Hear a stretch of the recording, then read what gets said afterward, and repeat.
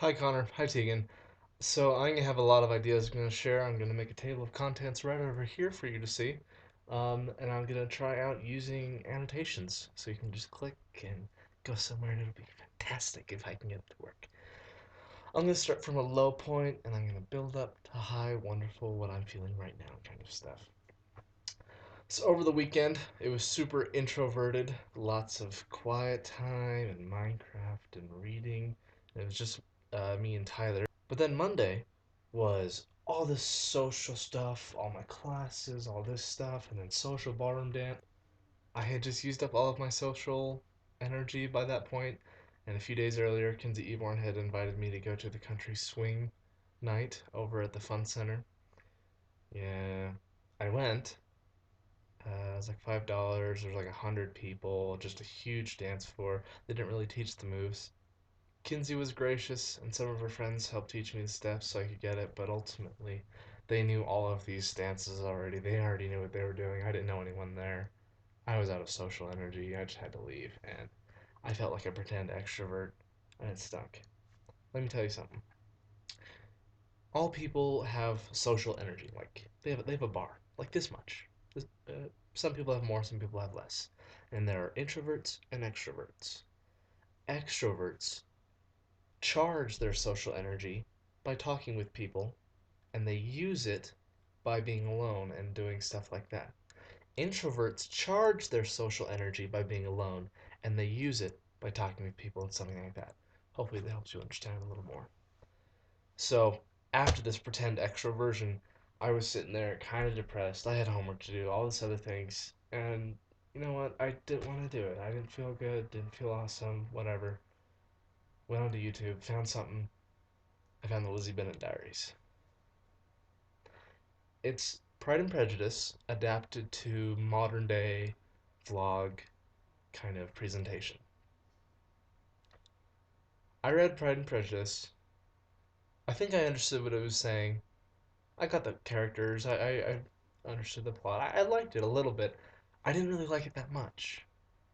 Maybe it was the media it was presented in through a book, just reading it because we were required to in a class, or because it was kind of old English ish stuff. But the Lizzie Bennet Diaries, and I mean, they go through all the characters and the plot and the story, and they go through all of that, except it's presented in modern day media using vlogs, planes, trains, and automobiles, texting, all this stuff, little internet memes and things, and just with these brief bouts of wonderful and creative originality, kind of the costume theater, as you will. And I've really enjoyed it so far. I've caught up all the way, and I'll explain exactly how I caught up within a week in a minute. Thursday night was Minecraft night, if you do not know already, and we played Race for Wool. That was a lot of fun. It was me, Baxter, Tyler's friend, John, Tyler's friend, against Tyler, Connor, and Raylan. I forget what Raylan's real name is, but Tyler's friend. So the Race for Wool map that we were on, it's kind of two lanes going this way. They're exactly identical, and you can shoot across and fight each other. It's like you have to go through the whole arc of Minecraft, gathering wood and stuff, and armor, and then tools, and then getting the blocks. And the idea is to grab the wool in a really, really difficult location, bring it back. And the whole time you're fighting against each other. You can click the link here to go to Tyler's recording of it all on his live stream. Be warned, at the end, you'll notice Tyler goes into creative mode. Going into creative mode is cheating. Cheating means you get disqualified. Disqualified means we win. They called for a rematch. He came in bragging, but they did not win. In my book, they did not win. That's all I have to say. Check it out and find out for yourself. So after that, I had realized, crap, because I just played Minecraft Night and had fun, I procrastinated. I saved myself by going into the Twilight. No, I did not read the books. I went into the Twilight.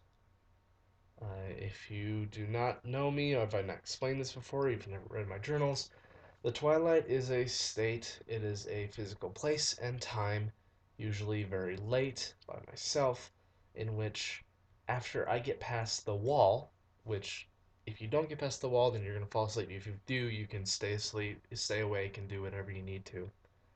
Um, the twilight is that area beyond the wall where you kind of get mental clarity.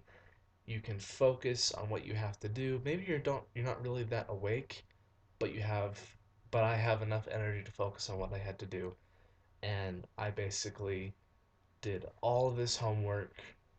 I used the energy drink that you gave, probably a bad use, but you know what, it worked for me.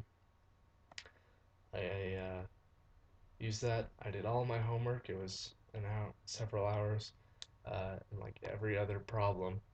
And when I mean every other problem, I mean seriously 1 page of problems. I would watch an episode of Lizzie Bennet Diaries, and you know what? Maybe that's not good for my sleep schedule, but I enjoyed going into the twilight. It's been a very long time since I have. It provides clarity. Um, I'm glad that I did it. I mean, I'm gonna get 100% on those assignments, and the test that I had in math today, aced it. I just know I did. So I'll recover sleep over the weekend, and I'm gonna be okay.